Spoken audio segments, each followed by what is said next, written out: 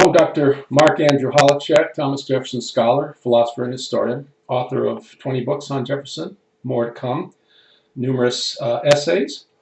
And today I'd like to talk to you about Thomas Jefferson's relationship with his wife, Martha Skeleton Wales, and the implications of that relationship for their daughter, Martha, the oldest daughter.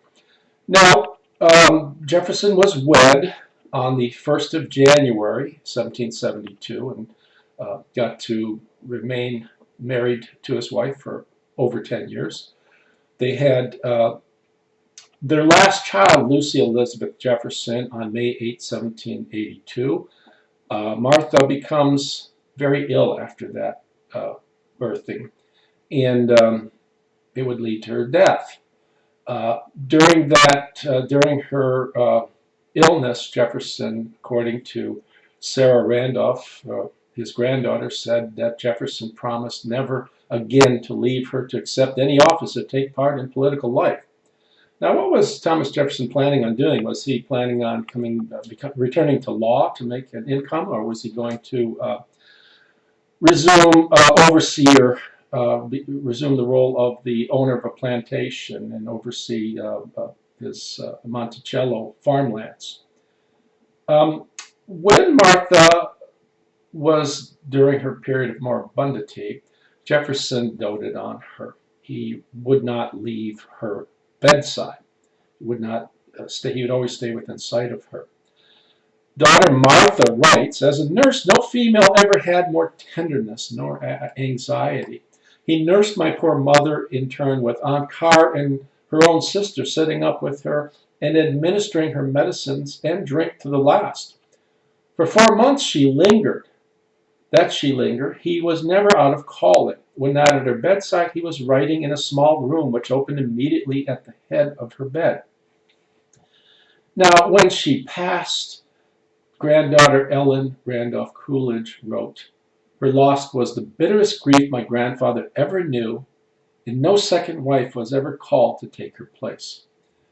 Now, this passage written by Jefferson's daughter, his oldest daughter, Martha, is the focus of this focal point of this essay. And I want to read this to you carefully and pay attention to all the content, because it speaks to a profundity of feeling that Jefferson had for his wife, and it shows a greatness of grief, too much grieving, as it turns out. At the moment before the closing scene, Jefferson was led from the room in a state of insensibility by his sister, Mrs. Carr, who with great difficulty got him into the library, where he fainted and remained so long insensible that they feared he never would revive. The scene that followed I did not witness, but the violence of his emotion, when almost by stealth I entered his room by night, to this day I dare not describe to myself. He kept his room 3 weeks. I was never a moment from his side. He walked almost incessantly day and night, only lying down occasionally, when nature was completely exhausted, on a pallet that had been brought in during his long fainting fit. My aunts remained constantly with him for some weeks, I don't remember how many. When at last he left his room, he rode out, and from that time he was incessantly on horseback, rambling about the mountain, in the least frequented roads, and just as often through the woods. In those melancholy rambles I was his constant companion, a solitary witness to many a burst of grief, the remembrance of which had consecrated particular scenes of that lost home beyond the tower of time to obliterate." There's a lot there to unpack. Why did Jefferson take the less frequented roads? Why did he go often into the woods? Why was she his constant companion? To what extent was she his constant companion? What did he think about when he went on when he was grieving? Now, scholars typically note Jefferson's excess of grieving, and that seems clear, if only because his daughter Martha talks about, she's losing a mother, and she knows that his grief is excess. So why? There has to be some explanation for that.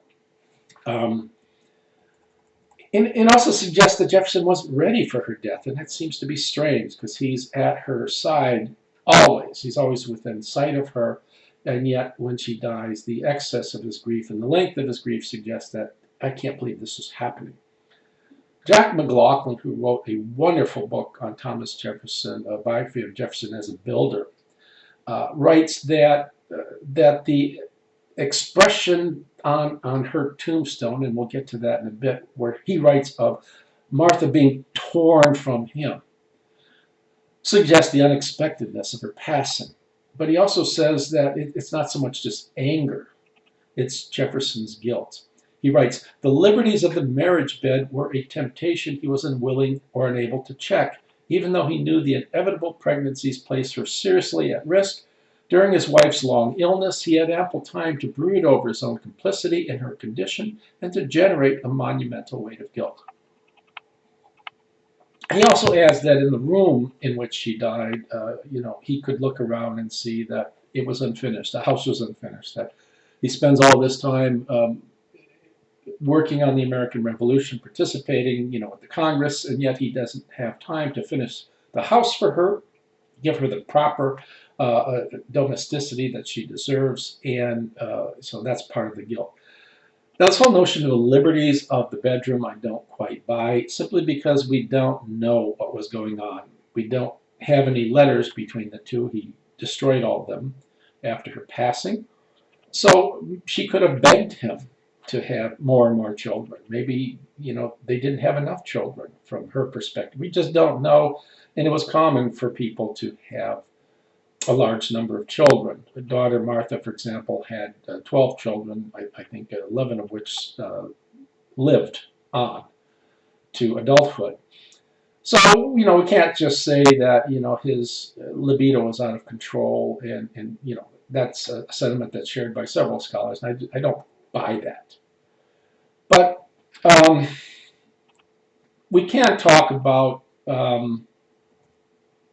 the profound love that he had. Now, he must have been bothered by the notion that, again, like I said, he's participating politically in the American revolutionary activities and not fulfilling his role as much as he should as a husband to her. There's a second thing that sticks out to me, and that's the extent to which Martha, his daughter, participates in his grieving. She said, I was his solitary companion. He never left his side. And when he goes off on horseback, she mentions, I was with him all the time. What does that mean? She was his sole companion on his quote-unquote melancholy rambles. When Jefferson took off on horseback, was she with him as a partner, or did she sort of quietly follow behind to make sure that he came to no trouble? Can't say. I don't know which of those is the case, but it seems the passage clearly suggests that she too was on horseback and followed him. And she states as well as during his period of grieving, she followed him around. What that suggests to me quite starkly is that in sharing his grief, and his grief was intense, she shared intense emotions with her father. And that meant that no matter what, she was married to Thomas Mann Randolph, and Jefferson approved of the relationship. But that relationship, as we all know, soured over time, and he refused to live at Monticello with her and their children, and he stayed aloof from the family. Was he drinking heavily? We don't know. He could have been, but he just, it wasn't a family to him anymore. I think he recognized that Martha, after the death of her mother, was glued and became Thomas Jefferson's second wife, not in any sexual sense, not any perverse sexual sense, but in an emotional sense, that she was so attached to her father. And of course, the greatness of his achievements only glued her even more to him. So I think that led to the sort of ill relationship she would come to have with her husband, and who, it seems to me, came to detest Thomas Jefferson over time. Now let's go back to Thomas Jefferson's wife's tombstone. What he put? He writes on the tombstone, "To the memory of Martha Jefferson, daughter of John Wales, born October 19th, 1748, intermarried with Thomas Jefferson, January 1, 1772. She was young when she passed. Torn from him by death September 6, 1782, this monument of his love was inscribed." Now, after that inscription, he includes something from Homer's Iliad. And he's writing about a line about the great Trojan hero Hector. And it goes as follows in translation: "Him I will not forget so long as I abide among the living, and my knees are quick. Nay, even if in the house of Hades men forget their dead, yet I even there remember my dear comrade." It's a moving line. It's to the extent to which Jefferson will never, even if there is no afterlife, I think he's trying to say, even if there is no afterlife, I'll still never forget her. There's also a very beautiful passage that the two shared from Jefferson's favorite author, Lawrence Sterne, and his work, his rather zany work, Tristram Shandy. It's from chapter 8, volume 9. She writes in the first part, "Time wastes too fast. Every letter I trace tells me with what rapidity life follows my pen. The days and hours of it are flying over our heads like light clouds of windy day, never to return. More everything presses on." And then Jefferson, in his handwriting, continues the passage, "And every time I kiss thy hand to bid adieu, every absence which follows it are preludes to that eternal separation which we are shortly to make." Now, it's a very beautiful passage, and it's always struck me that Jefferson speaks of an eternal separation. Why? He didn't believe in a life after death, and had he believed in a life after death, he wouldn't pick a passage that relates to an eternal separation.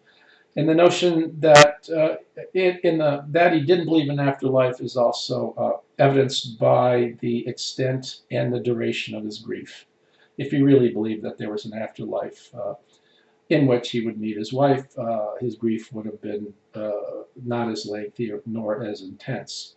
All right, so I mean, what I think is interesting to get out of this passage, to get out of what I'm talking about, is that Jefferson loved his wife dearly, didn't believe in an afterlife, his life would never be the same, and that his daughter Martha takes the place of, he promises never to marry, but his daughter Martha moves into Monticello and spends most of her time after she's wed in Monticello with her father, and doesn't leave his side, and fulfills the domestic roles that his wife would have fulfilled upon her passing.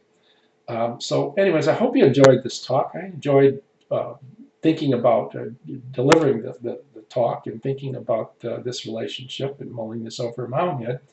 If you'd like to contact me, you can reach me at mholowchak@hotmail.com. It's MHOLOWCHAK @hotmail.com. I have a Facebook page. It's called Thomas Jefferson, Bring Him Home to Monticello. Please visit that. I have daily quotes from Thomas Jefferson that you might enjoy. And I enjoin you to also contact Leslie Green Bowman at lesliebowman@monticello.org and voice your displeasure with what they're doing at Monticello to destroy Thomas Jefferson's life and legacy. Thank you, and I hope you enjoyed.